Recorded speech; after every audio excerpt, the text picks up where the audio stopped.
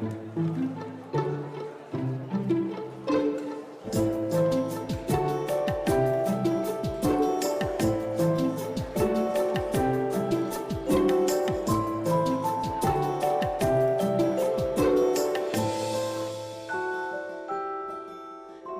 à tous. J'ai l'honneur d'animer cette soirée et ça me fait extrêmement plaisir.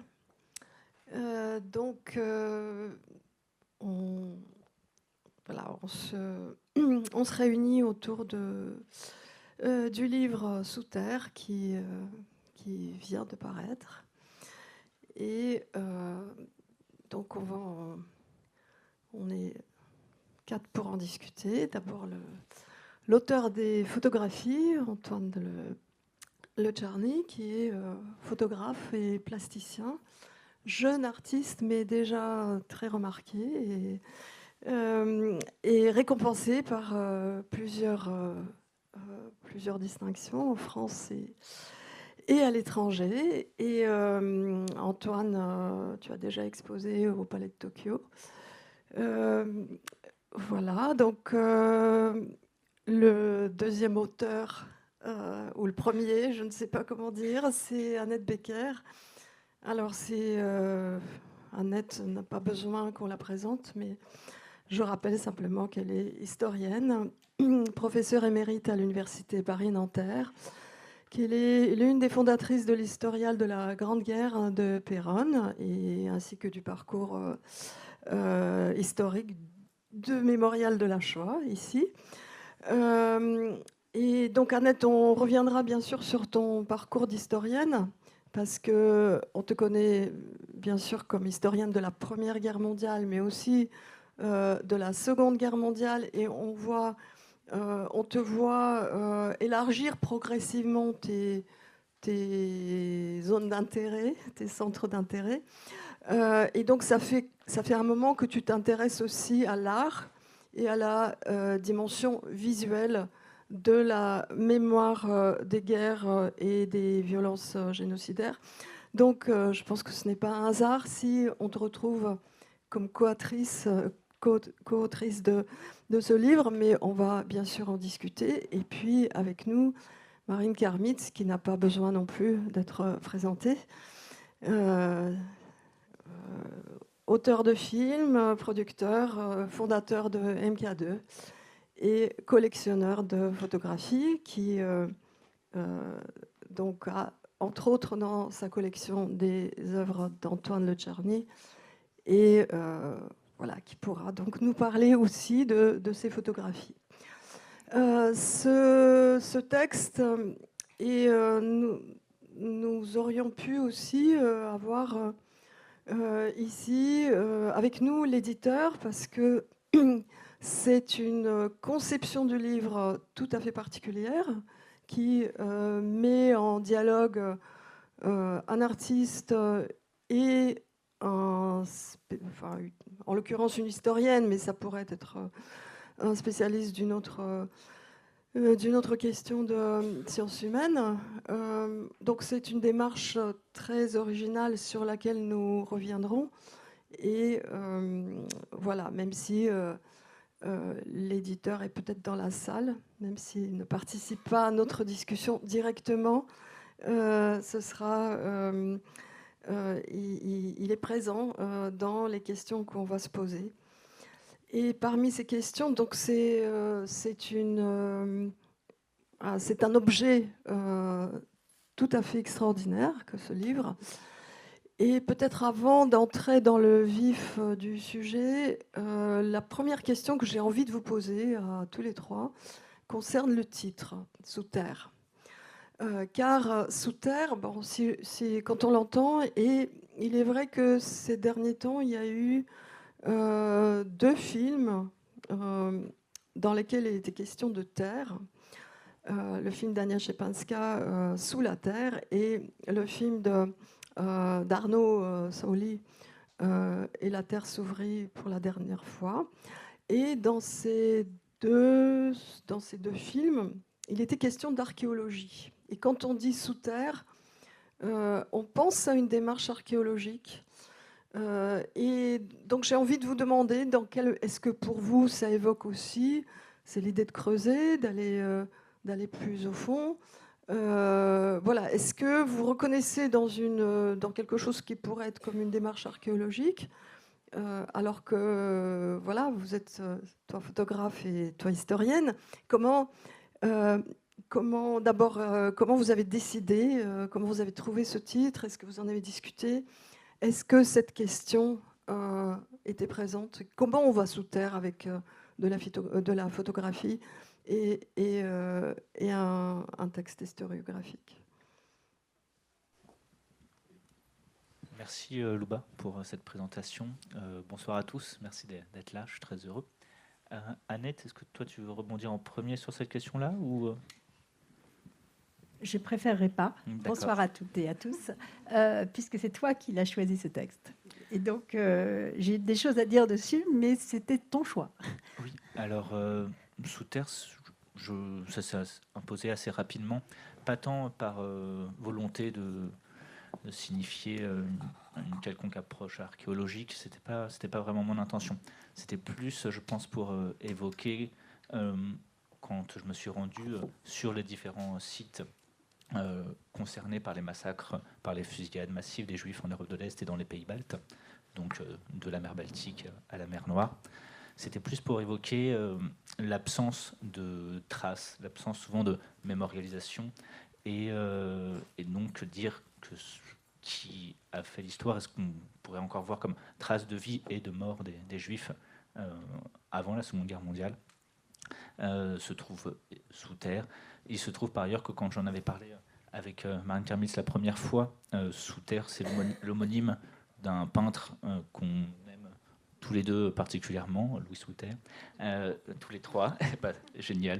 Donc je pense que ça n'a fait que confirmer l'envie de garder ce titre, que je trouvais aussi très simple et qui dit le silence autour de la question des massacres dans ces pays-là, mais aussi de la collaboration des populations locales à ces massacres-là.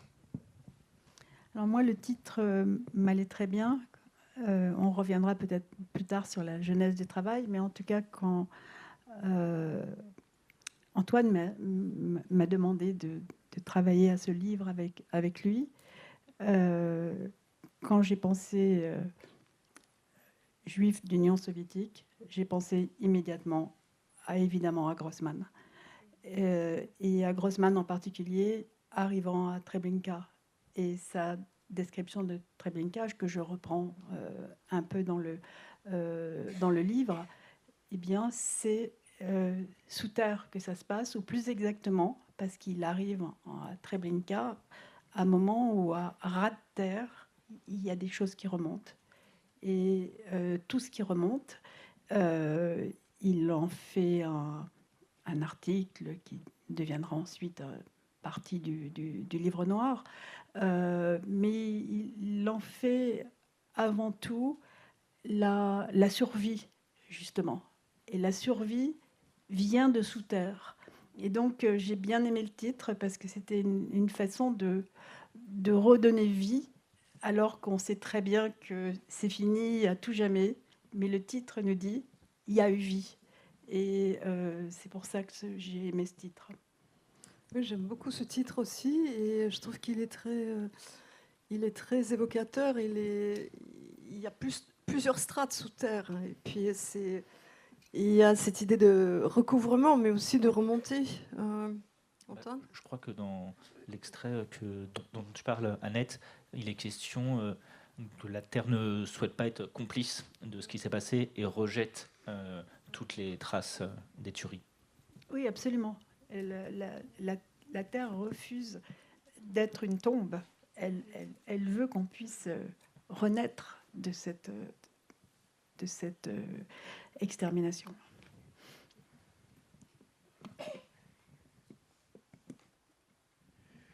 Je pense que les différents sens qui viennent d'être donnés à ce titre correspondent pour moi parfaitement à l'importance du travail d'Antoine.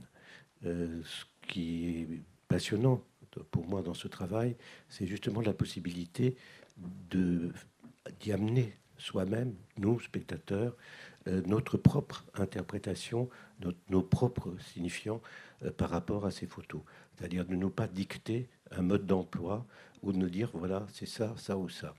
Et donc, je crois que ce titre correspond très très bien. On pourrait y rajouter, par exemple, si on pense à Lanzmann, le mot néant, qui correspond aussi à cela. Mais il y en a d'autres. On peut chacun apporter quelque chose à ce titre, mais justement, l'ensemble de ces photos, c'est cet ensemble-là. Oui, puis il y a cette matière aussi très palpable de tes photos. Mais puisqu'on a commencé à évoquer la façon dont le livre s'est fait, moi, ce que j'aimerais savoir, c'est comment une intention de photographe rencontre une intention d'historienne. Alors, je ne sais pas dans quel ordre, ça vous allez nous le dire, peut-être dans quel ordre vous avez procédé. Est-ce que, Annette, tu découvrais des photographies qui existaient déjà, ou est-ce que, Antoine, tu lisais le travail d'Annette alors que tu étais en train de réaliser tes photographies. Voilà. Question à l'historienne, est-ce que c'est pas la première fois que tu travailles avec l'image, mais qu'est-ce que ça change dans la méthode? Est-ce qu'il y a quelque chose qui a bousculé ta méthode à partir du moment où tu es entré en dialogue avec les images? Commence parce que les images étaient là avant notre rencontre. Elles n'étaient pas toutes là, mais certaines étaient déjà là. Oui, le travail photographique était bien entamé. Je pense que j'étais aux 3/4 du projet. Il se trouve que c'est pas par le travail d'historienne d'Annette que j'ai commencé ce travail-là, photographique. C'est par un autre travail d'historien, Omer Bartov, l'historien israélien, qui a écrit le livre Anatomie d'un génocide, vie et mort dans une ville nommée Boutchach. À la lecture de ce livre-là, j'ai souhaité me rendre dans cette localité de Galicie orientale, à la frontière entre la Pologne et l'Ukraine, autour de Lviv, et parce que j'étais intrigué par la manière dont on pouvait continuer à vivre dans un lieu, une petite ville comme ça, où la moitié de la population avant-guerre était juive et où aujourd'hui, donc et juste après-guerre aussi, il n'y avait plus aucun survivant. Et en fait, je me suis dit, quelle trace existe-t-il? Et en me rendant sur place, j'ai su que la majorité des maisons qui appartenaient aux familles juives avaient été récupérées par des Ukrainiens non juifs, et que le travail de mémorialisation, parce qu'il y a eu évidemment des collaborations locales, quand les Einsatzgruppen nazis arrivaient sur place pendant l'opération Barbarossa, ils ne savaient pas qui était juif et qui ne l'était pas. Et donc, en arrivant sur place, ils ont eu besoin de solliciter l'aide, parfois spontanée d'ailleurs, d'auxiliaires de police ou de responsables locaux, et donc d'identifier des personnes juives. Et ces personnes qui ont survécu à la guerre étaient souvent voisins, parfois amis, avec les familles juives assassinées. Et en arrivant sur place, on m'a d'ailleurs demandé si j'étais un descendant juif qui venait récupérer une maison. Donc ça a suscité parfois la crainte, ou en tout cas l'interrogation. Et il n'y avait presque aucune trace de la vie, mais aussi de la mort de ces juifs-là. Le cimetière, pendant longtemps, n'avait pas d'enceinte et donc servait de lieu de décharge. Il n'y avait qu'une seule plaque mémorielle qui se trouvait dans une colline de la ville, là où ont été assassinés une bonne partie des Juifs, qui se trouvait alors sous les ronces lors de mon passage juste avant la guerre. Et donc, c'est un travail d'historien que j'ai souhaité me rendre sur place. Et après avoir travaillé en Ukraine, je suis rentré juste avant le conflit, enfin juste avant la guerre d'invasion russe. Je suis rentré en France et j'ai décidé de repartir dans les autres pays, les autres localités très précises concernées par les fusillades massives. Donc c'est par un travail d'historien que j'ai commencé. Et ensuite, j'ai rencontré Annette, que j'ai contactée par un ami qu'on a en commun, qui est anthropologue, qui s'appelle Octave de Barry. Et parce que Annette était spécialiste, est toujours la spécialiste, ou une des spécialistes, des violences extrêmes pendant la Seconde Guerre mondiale. Et donc, je connaissais ton travail, mais je ne savais pas si toi tu avais envie d'écrire par rapport à la photographie, et j'avais cru comprendre que tu pouvais potentiellement être intéressé par cet exercice, mais qui est plus qu'un exercice.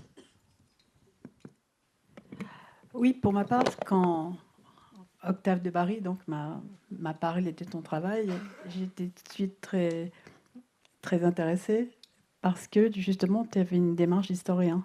Et d'ailleurs, finalement, tes photographies sont situées spatialement sur une ligne qui va des pays baltes à la Moldavie. Donc cette longue cicatrice de l'extermination des Juifs de ce qui était alors l'Union soviétique réelle, ou l'Union soviétique qui s'était avancée, qui avait envahi et les pays baltes et par exemple tout l'est de la Pologne. Et c'est là que le plus grand nombre de Juifs ont été exterminés pendant la Seconde Guerre mondiale, pendant ce qu'on appelle aujourd'hui la Shoah, et qui parlaient yiddish, majoritairement appelé urban, catastrophe, mais en yiddish. Et donc, cette idée de suivre cette cicatrice m'a tout de suite paru très, très tentante, d'autant plus que je comprenais bien que les photos étaient aujourd'hui et maintenant, et que ce dont on parlait, c'était hier, et que l'histoire, ce n'est pas la mémoire, et que tu faisais pas de la mémoire, tu faisais du présent.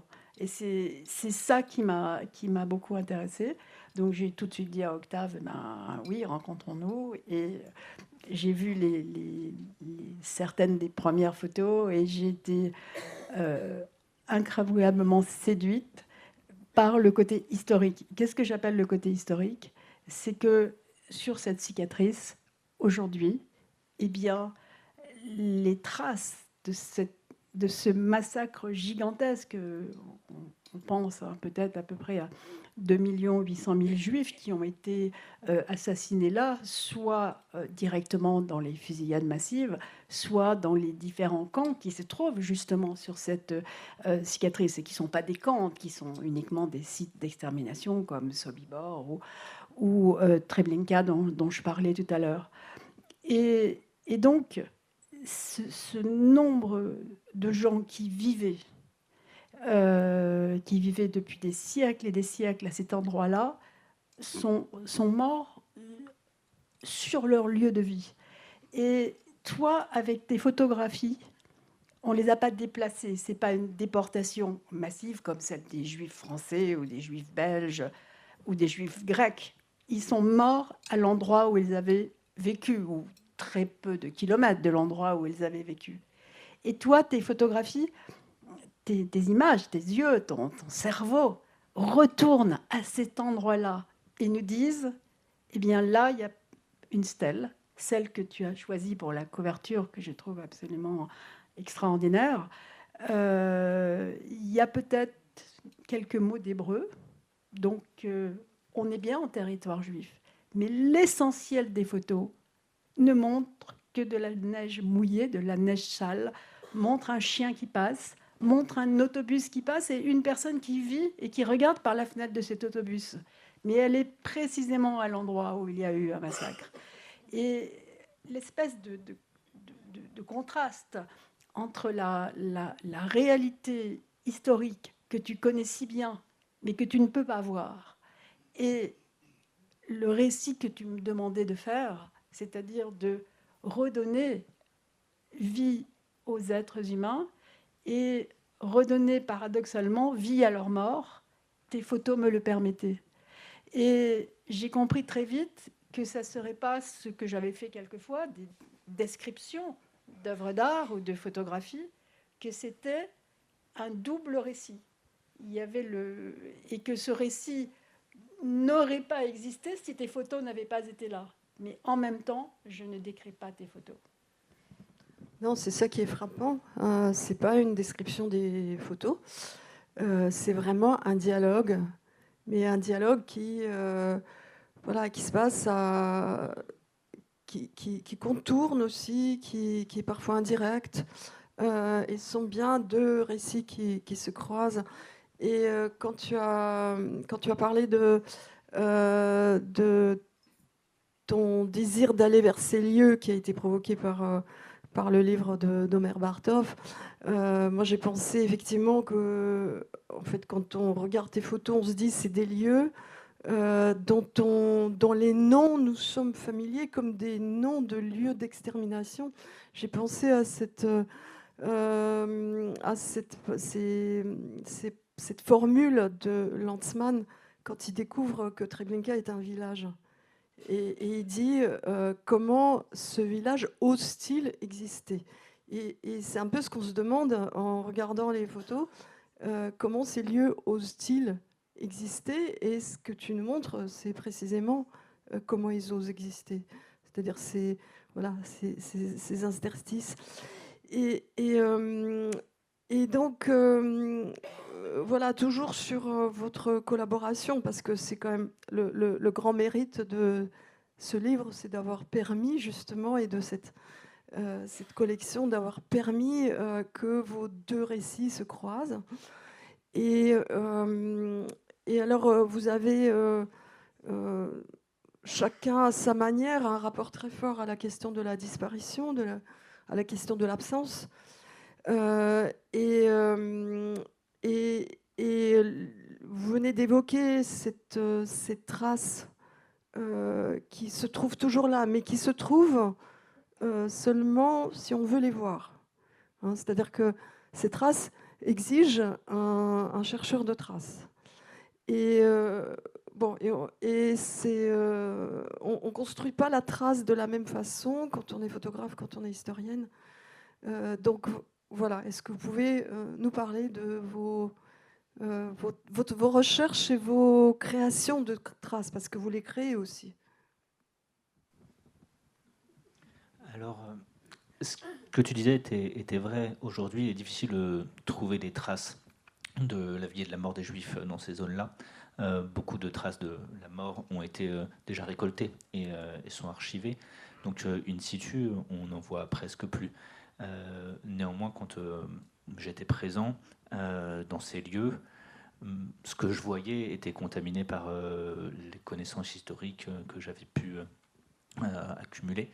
Et donc, ma vie sur ces paysages profondément transformés venait se superposer des images mentales.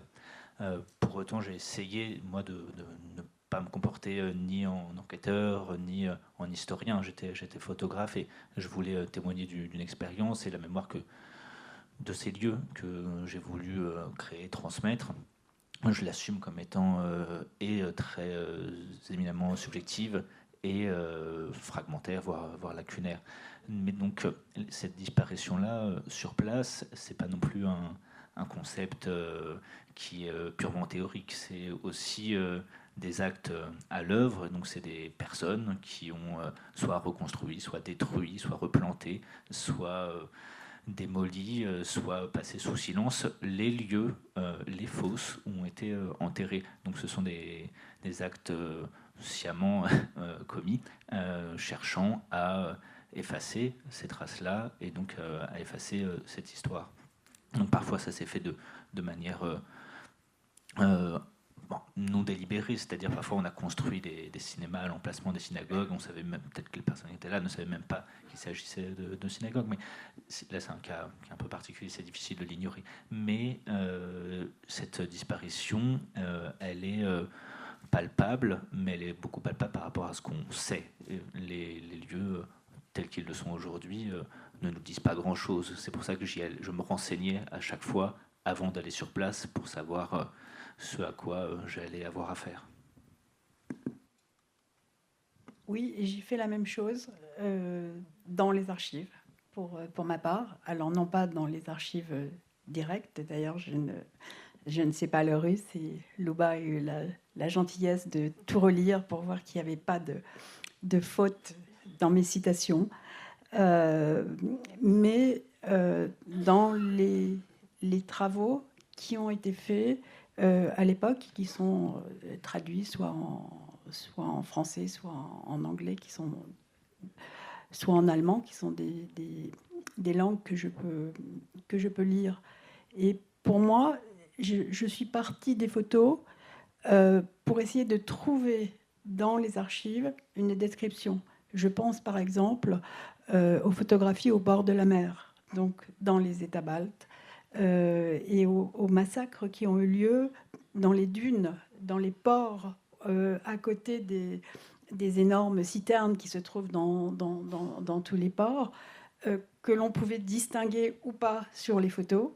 Et donc j'ai retrouvé des témoignages, quelquefois des témoignages de survivants, ou des témoignages de ceux qui sont arrivés après, en particulier les premiers journalistes, écrivains comme Grossman, comme Werth, par exemple. Et puis, de voir s'ils décrivaient les lieux. C'est-à-dire que ce que montre un peu Antoine, dans les archives, j'essayais d'y trouver une réalité en 42, en 43, en 41.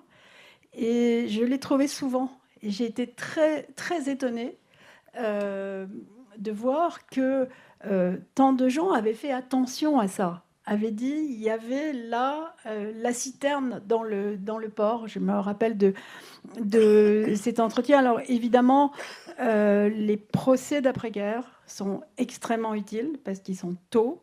Et la commission extraordinaire d'État, bien sûr, soviétique, et puis le livre noir donc, de Grossman, de Ehrenburg, est une source absolument incroyable, parce que justement, à l'époque, ils ont fait cette recherche et ils ont essayé de faire témoigner soit des survivants, soit des soviétiques, des Ukrainiens, qui avaient vu fraîchement ce qui s'était passé.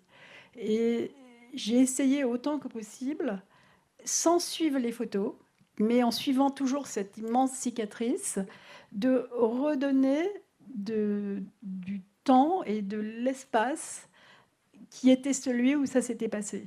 Et puis la dernière chose sur laquelle j'ai fait très attention, c'est de voir tous les récits ont parlé de photographie. Parce que ça me paraissait très, très, très important de voir que ça avait déjà été photographié de tout à fait différentes façons.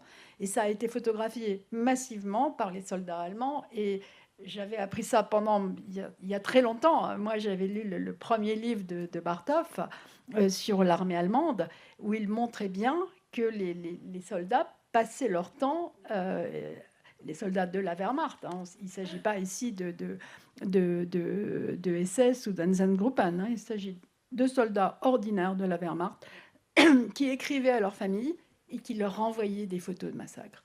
Et ça, c'était quelque chose qui, pour moi, mais comme je suppose la plupart des historiens vus de France, c'était quelque chose qui découvrait avec le moment où les archives soviétiques, enfin les archives russes, ont permis d'ouvrir les archives soviétiques, et où on a découvert ce pan entier de l'extermination des Juifs qu'on connaissait vaguement parce qu'on avait lu Grossman justement, mais ça n'allait pas plus loin que ça.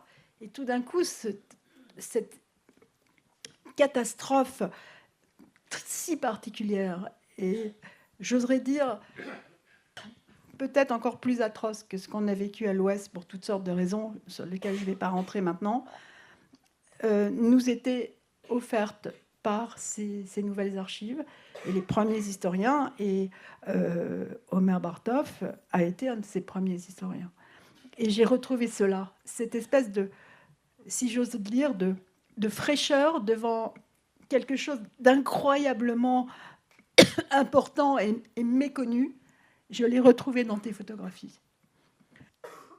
Marine Karmitz, vous voulez réagir à ce qu'on vient de dire. Ce qui est assez, ce qui pour moi est très passionnant dans le travail d'un photographe, c'est qu'il fige un moment de la réalité. C'est que il tue ce moment, hein, et que tout en le photographiant, il donne une vie à ce moment, puisque c'est le seul souvenir, la seule image qu'on peut avoir de quelque chose qui a disparu. Donc cette espèce de double mouvement entre la mort et la vie est absolument fascinant. Et là, ce qui est extrêmement fascinant, c'est que Antoine, il introduit une dimension qui est celle de l'histoire, et avec une question qui est, mais où est la vie dans ces photos? C'est-à-dire qu'on a l'impression que nous, on y introduit une histoire, on y introduit des significations, mais qu'on est devant une réalité qui est restée totalement morte, et qu'on est dans quelque chose d'indescriptible, et que ces gens, les rares personnes qu'on voit, on demande quel sens ils donnent à la vie et pourquoi ils sont là. Qu'est-ce qu'ils font dans la vie? Où sont-ils? C'est-à-dire, c'est terrifiant. On est dans vraiment des villes mortes, c'est des morts vivants. Mais la vie n'est pas là. Et donc ça, c'est très, très fascinant. Parce que pour moi, cette question se pose, et je crois que c'est pas seulement être dans le souvenir et dans l'histoire de la Shoah, c'est de se poser la question, mais que fait-on face à ce gouffre, à ce néant? Oui, on a l'impression que ces photographies, d'abord qu'elles questionnent le médium lui-même, puisque, comme vous venez de nous rappeler, c'est vrai que la photographie a partie liée avec la disparition de par son, voilà, son être même, puisqu'elle, lorsqu'on la regarde, ce qu'on y voit a déjà, toujours déjà disparu. Et en même temps, elle fixe ce qui reste. Et là, on fait un travail qui se rapproche de l'histoire, parce que c'est toi qui vois ce qui reste. C'est toi qui nous dit, là, il y a un reste que quelqu'un d'autre n'aurait peut-être pas vu. Oui, alors, mais c'est sûr, mais c'est vrai que dans ce que je photographie, finalement, il y a peu de traces intimement liées au massacre. Si ce n'est que les photographies sont prises dans les lieux, et donc je photographie la vie autour, mais ces lieux-là, enfin, les fragments que j'en tire sont très subjectifs. Donc c'est pour ça que je prends un peu des pincettes pour tirer des parallèles avec un travail d'historien ou d'historienne sur la dimension memento mori, que la photographie nous dit que nous allons mourir. Ça c'est vrai, mais c'est vrai pour ce sujet-là évidemment, mais pour tous les autres. Donc j'ai veillé dans ce que je photographiais à éviter tout ce qui pouvait relever de l'anecdotique, tout ce qui pouvait relever de quelque chose de trop signifiant, et de chercher, même si c'est encore une fois impalpable, ce qui me paraissait essentiel. Et donc, même si cet essentiel-là ne signifie pas que c'est central, c'est évident, ce qu'on a juste en face des yeux, mais donc ça se trouvait souvent dans les marges, selon moi, ce qui avait du sens par rapport à mon sujet, mais enfin mon sujet. Au sujet des fusillades massives, c'est pas mon sujet. Et parfois, cette évidence-là prenait aussi la forme d'une croix gammée sur un mur. Et donc, c'était montrer cette réalité-là, nous y confronter, même si il y a un malaise me concernant évident à diffuser cette image-là, mais je ne pouvais pas en faire l'économie, parce que quand je me suis retrouvé dans tous ces lieux-là, ils avaient souvent en commun d'être par endroits sur leurs murs recouverts de croix gammées. Et j'avais pris une image justement en Lettonie, à Daugavpils, pas loin de la frontière biélorusse, d'un groupe de jeunes étudiantes qui discutaient à côté d'un mur en plein centre-ville, sur lequel était taguée une croix gammée. Et je m'étais approché pour photographier la croix. Et elles avaient vu que je m'approchais, elles pensaient à l'origine que je les photographiais elles, puis elles ont compris que mon objectif n'était pas braqué contre leur visage.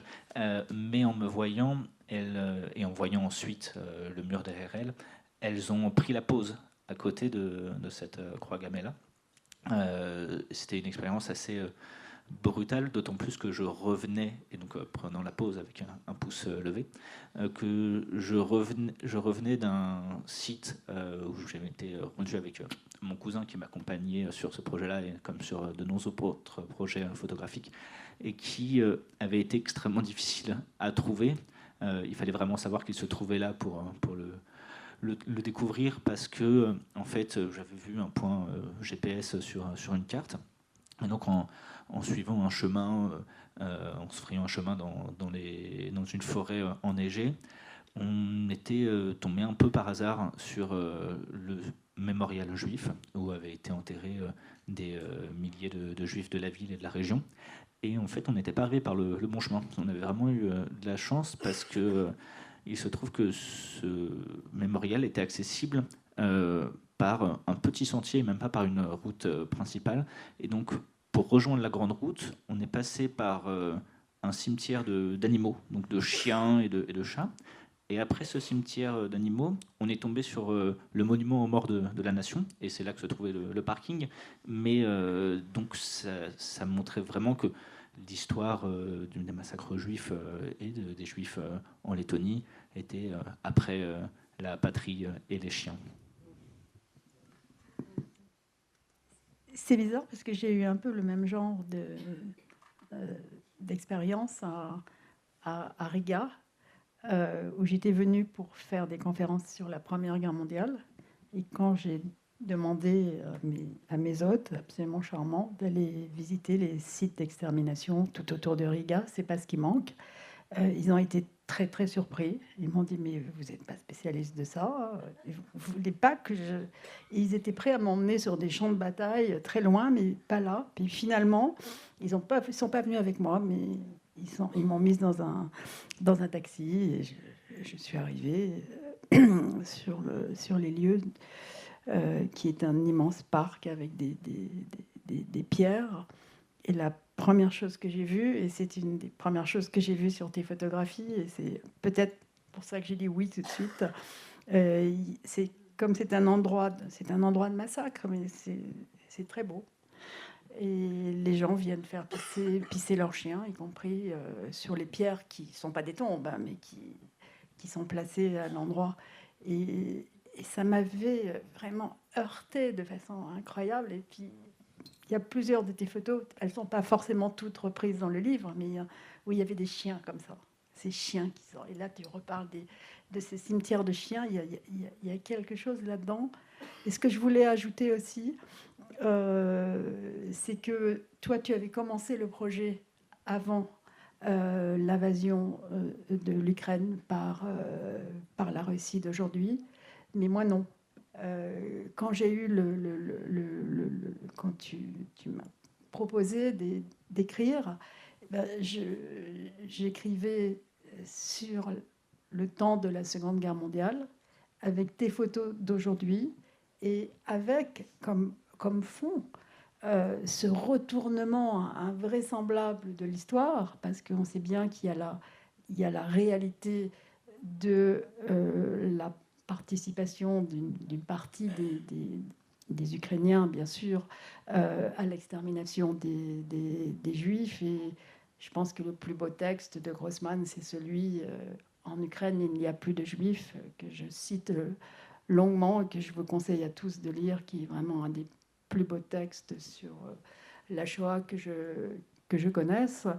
Mais il y a aussi maintenant l'Ukraine d'aujourd'hui qui a largement réfléchi à tout ça, qui a d'excellents historiens, et même s'il reste des choses, en France, on est bien placé pour savoir qu'il peut rester longtemps des choses. Eh bien, l'Ukraine était accusé par la Russie, et l'est toujours jusqu'à aujourd'hui, de nazisme. Et vivre dans cette réalité de l'histoire et dans ce mensonge de l'histoire et dans ce retournement pendant que l'Ukraine elle-même était écrasée par les troupes soviétiques, en particulier au début avec Boutcha, par exemple, avec ce qui sortait comme ça des rues de Boutcha, comme on le disait tout à l'heure, cette contraction incroyable du temps a pour moi été une expérience très forte. Et j'ai rarement... Bon, nous, les historiens, on est un peu sans cœur, hein, mais il faut faire notre travail. Donc, mais là, cette fois, j'ai vraiment été très secouée à cause du discours poutinien qui venait mentir et rajouter un niveau sur le mensonge soviétique, bien sûr, le mensonge ukrainien pendant très longtemps, et l'effacement, le rien. La neige sale qui restait sur tes photographies. Et pour moi, ce temps de l'écriture, ce temps de cette rencontre a été vraiment très, très importante.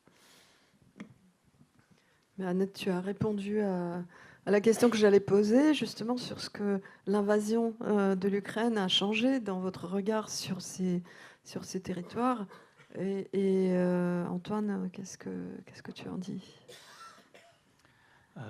Déjà, elle a interrompu mon travail en Ukraine, donc concrètement, elle a eu un impact direct sur le projet. Mais je suis parti de Lviv, de l'aéroport de Lviv, peu de temps avant qu'il soit bombardé.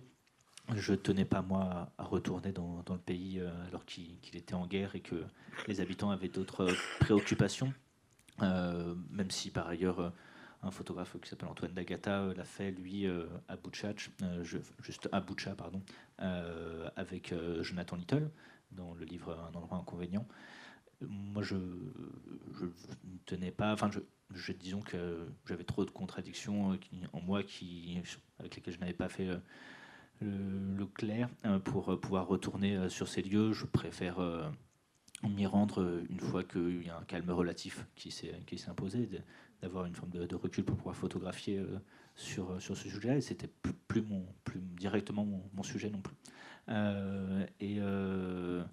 Mais c'est à peu près à ce moment-là d'ailleurs que j'ai travaillé avec Marine Karmitz sur les photographies que j'avais prises en Ukraine. Je suis rentré juste avant le conflit.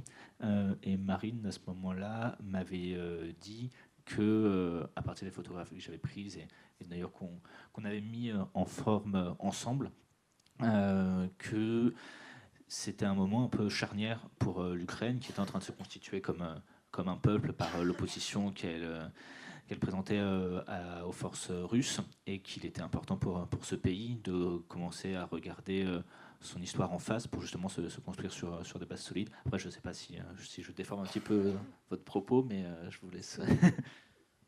Oui. Comment vous dire, je revoyais par bribes les photos qui défilent derrière, et je connais un peu une partie de ces régions puisque je suis originaire de Roumanie. Et ce qui me frappe, en tout cas, par rapport à la Roumanie, c'est l'impossibilité pour ce pays d'aborder sa mémoire. C'est un silence absolu sur ce qui s'est passé. Ils ont tué plus de 350 000 juifs dans des conditions abominables. Personne ne veut en parler. Et quand on en parle, j'ai fait 6-7 conférences il y a un an, même pas, à Bucarest, avec des jeunes, beaucoup de jeunes, ils baissent la tête. Et c'est très significatif et très inquiétant. Et la seule fois où j'étais en Ukraine, c'était à Odessa, mais il y a bien plus longtemps. Je cherchais le cimetière juif. Personne n'était capable de m'indiquer où était ce cimetière juif. Le cimetière juif de Bucarest, c'est un terrain vague. C'est même plus un terrain vague. C'est indescriptible. Bon, j'ai eu beaucoup de mal à retrouver la tombe de mon grand-père.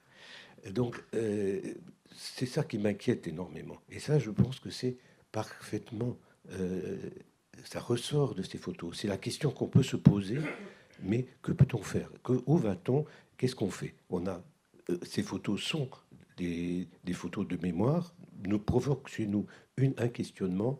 Il faut qu'on trouve la réponse. Et c'est très intéressant qu'un livre et des photographes puissent poser la question avec justement des images et pas seulement avec des mots.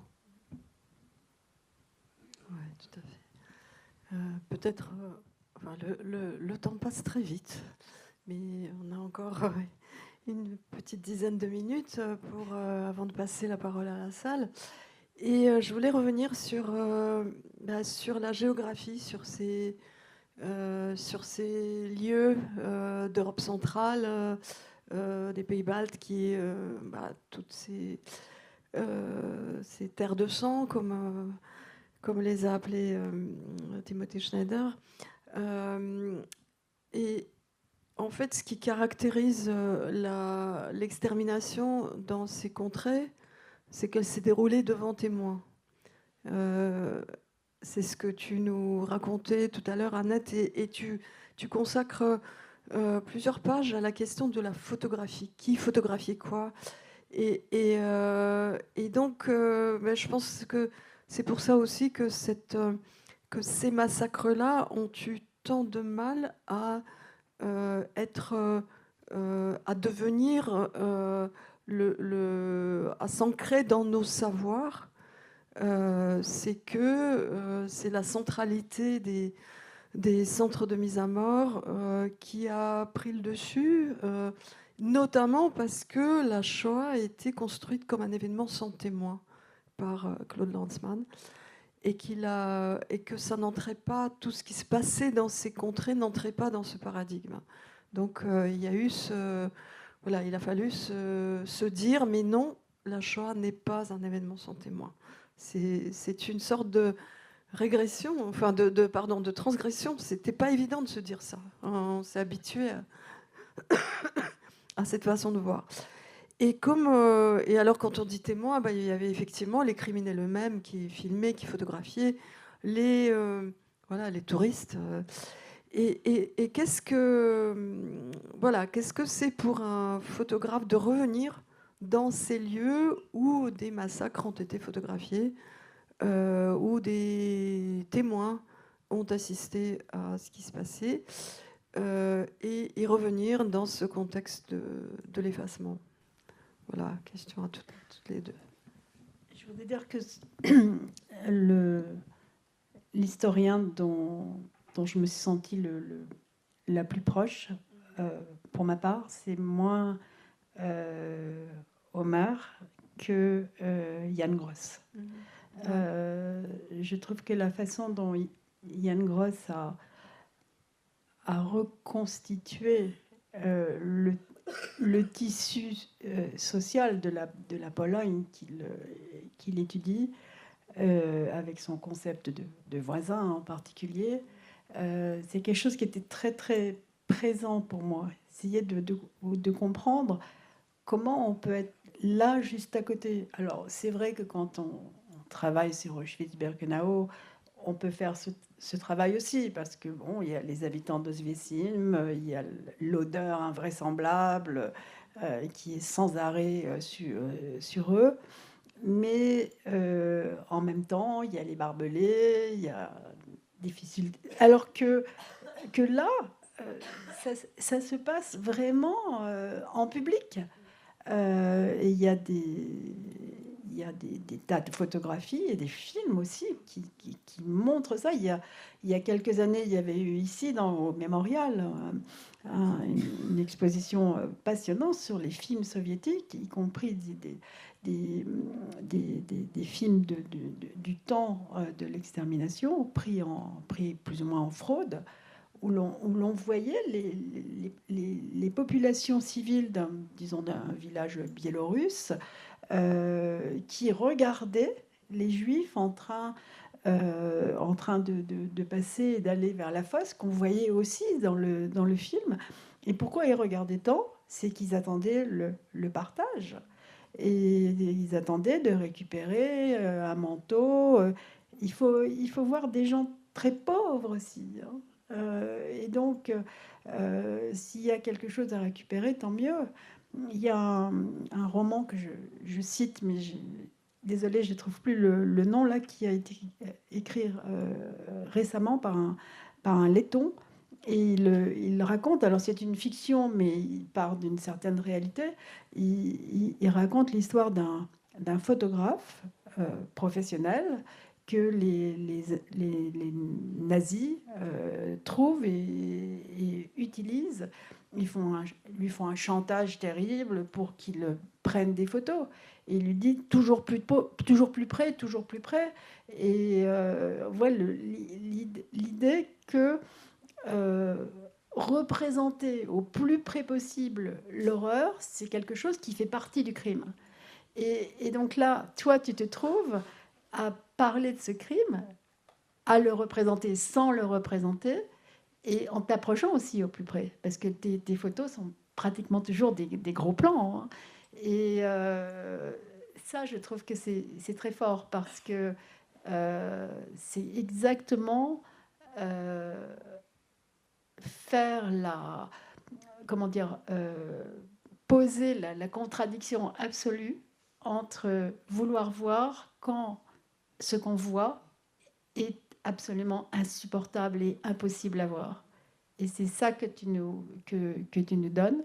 Et je dirais que les grands écrivains et les grands poètes qui ont écrit là-dessus font la même chose. Mais c'est assez rare. Sinon, on reste au niveau de la description et on sait tous faire. C'est pas la peine.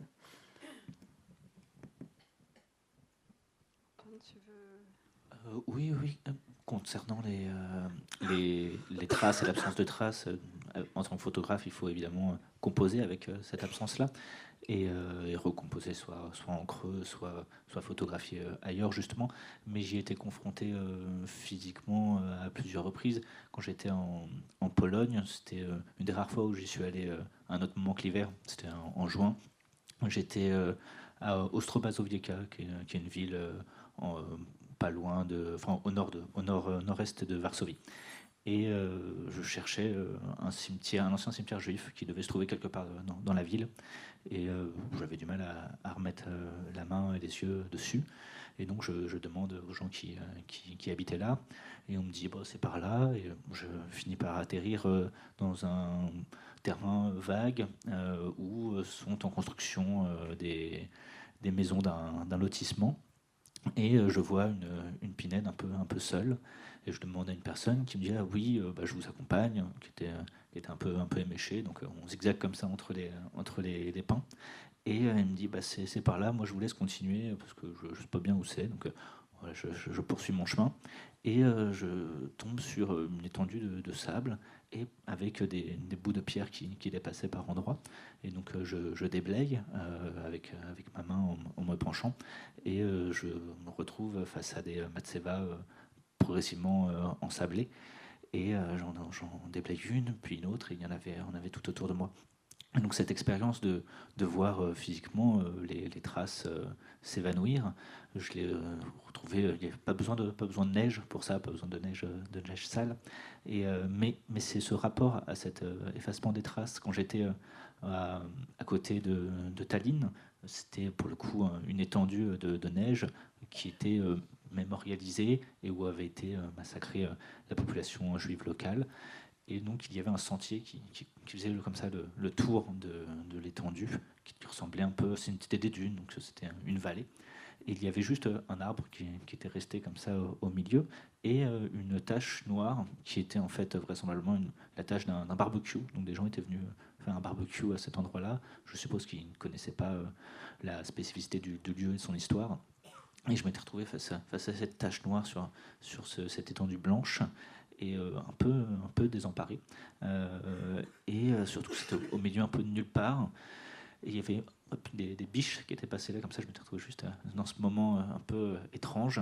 Et en redescendant d'un escalier qui était encore enneigé, donc verglacé parce qu'il avait gelé, je m'étais fait la réflexion que depuis mon arrivée, toutes les places de parking, le moindre trottoir était déneigé en permanence, et que seul cet escalier-là ne l'avait pas été. Et donc ces lieux ne sont plus aussi entretenus parce qu'il n'y a plus de communauté juive dans ces lieux-là. Les juifs ont tous quitté les lieux ou alors sont souvent pas loin de mourir pour les derniers témoins. Et donc, voilà, je fais face aussi à une absence de témoins d'un massacre qui a eu lieu avec témoins, pour le coup. Bon. On va passer la parole à la salle pour une vingtaine de minutes, c'est ça ? 15 minutes, afin que Antoine et Annette puissent signer ensuite le livre. Bonsoir. On ne s'est pas trop attardé sur le travail purement plastique d'Antoine. Et je voulais peut-être te poser la question du choix du noir et blanc absolu. Qu'est-ce qu'il disait ? Est-ce que c'est peut-être pour renforcer un certain silence ? Et à l'opposé, pourquoi ne pas avoir choisi peut-être la couleur pour travailler sur ce sujet ? Est-ce que la couleur, elle est trop bavarde ? Je ne sais pas. Voilà. J'ai photographié en noir et blanc et en couleur. Il se trouve que dans le livre, je n'ai gardé que les photographies en noir et blanc. Mais j'ai un autre travail en parallèle qui est en couleur sur les fusillades massives des Juifs en Europe de l'Est et dans les pays baltes. De fait, le noir et blanc nous renvoie au temps du génocide. Mais c'est plutôt que je trouvais intéressant potentiellement... même si chacun des lieux où je suis allé a ses spécificités, son histoire propre, de montrer aussi ce que ces lieux ont en partage. En fait, l'hiver, quand on s'y rend, c'est de la neige, c'est des grandes étendues blanches, avec quelques éléments en noir, et donc ce sont des lieux assez triviaux. L'histoire, elle, n'est pas banale, mais quand on y est confronté... ces lieux ne disent rien immédiatement quand on les traverse de ce qu'ils ont connu. Et je trouvais que le noir et blanc était le plus adapté pour rendre compte justement de ces masses, de ces étendues et des volumes. Il n'y avait pas besoin de couleurs pour je pense, percevoir ce qui était sous nos yeux. Et aussi mettre de fait à distance. La couleur aurait peut-être... je l'ai utilisé pour l'autre projet où il s'agit plutôt de la figure du D-Book, donc du fantôme du monde disparu, et où il y a encore une question un peu de vie, mais là le noir et blanc insiste plus sur la dimension inerte ou peu vivante de ces lieux-là, ou figés dans une certaine temporalité. Bonjour, alors... une question qui est un petit peu similaire, en fait, c'est la périodicité choisie, l'hiver. Beaucoup des massacres ont eu lieu l'été, dans un univers vert, magnifique. Le décalage est d'autant plus violent quand on va dans des endroits comme Rumboula ou autres, et que voilà, on entend des oiseaux et que les lieux sont splendides et que l'irréalité paraît encore plus grande. Est-ce que c'est pas plus facile, somme toute, d'y aller l'hiver ? Voilà. Comme vous le dites, sans doute que les contrastes auraient été encore plus forts si j'y étais allé l'été. Donc, ça aurait peut-être été plus fort, donc peut-être plus facile de montrer le décalage justement entre ce qu'on voit et ce qui a eu lieu. Le ciel bleu aurait été sans doute plus en rupture encore avec l'image qu'on peut se faire de la Shoah et de ces fusillades-là. Mais j'avais en tête quand je m'y suis... c'est vrai, j'en ai fait aussi l'expérience quand j'y suis allé l'été, au printemps. Mais au moment où j'ai commencé ce travail-là, j'avais en tête un long chemin, justement, des habitants de Liepāja vers les dunes au nord de la ville. Et c'était alors en hiver. Et ils étaient souvent très peu vêtus et avaient forcément très froid parce qu'ils ont fait ce chemin-là à pied pendant des kilomètres. Et c'est évidemment impossible à comparer. Mais quand je me suis retrouvé dans ces lieux très froids, etc., souvent seul, j'essayais de figurer ce qu'avait pu être leur expérience. Et l'image de cette marche forcée vers la mort en plein hiver m'a poursuivi tout du long de ce projet-là.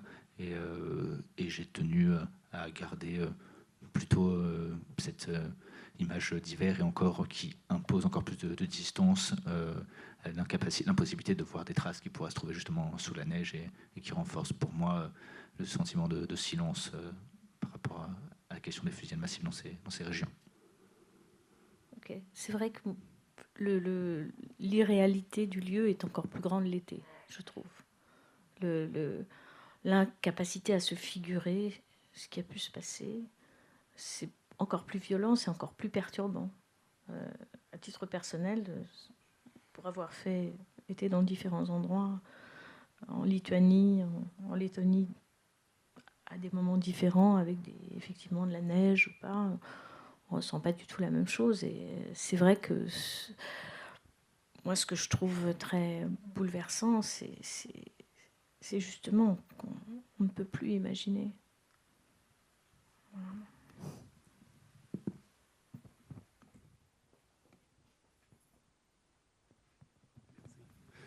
Merci.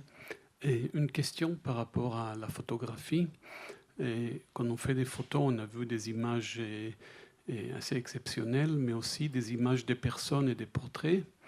Et le travail des photographes aussi, c'est de rentrer en contact avec les gens. Alors, est-ce qu'il y a eu ces contacts-là? Et s'il y a eu ces contacts-là, qu'est-ce que ça a fait? Et pour vous, comme photographe, et pour les gens qui ont été peut-être bougés de leur endroit de confort, quelque part, et de mémoire. Merci pour votre question. Il faut qu'on fasse attention, je crois, au temps. On a excédé le temps, mais d'accord. Alors là, il était important pour moi de photographier aussi les personnes qui se trouvaient là, de trouver un peu la distance avec eux. Il se trouve que j'ai souvent été en contact avec eux parce que j'avais besoin de connaître mon chemin. J'étais parfois accompagné de fixeurs, comme en Ukraine, donc de personnes qui parlaient la langue du pays que je ne parlais pas. Et donc, j'abordais évidemment la question assez directement. Parce que j'étais assez frappé justement de voir souvent l'absence de connaissance des lieux qui est pourtant... typiquement, j'ai le souvenir d'une dame en Lettonie où j'ai cherché pendant longtemps un mémorial qui se trouvait à quelques centaines de mètres de là où j'étais au moment où je rencontre cette dame-là qui promenait son chien et qui prenait son chien comme tous les jours à cet endroit-là. Et je lui demande, il est censé y avoir visiblement un cimetière et un mémorial qui se trouve à l'emplacement du cimetière, autour de ce lieu. Et elle me dit, je sais pas, peut-être, voilà. Et donc je continue mon chemin, on finit par trouver, et c'était vraiment à 500 mètres de là où elle était.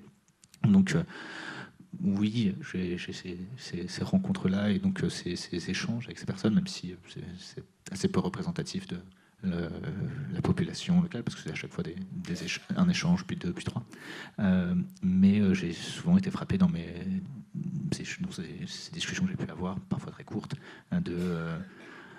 l'ignorance un petit peu de cette histoire-là. Ou alors la difficulté à en parler.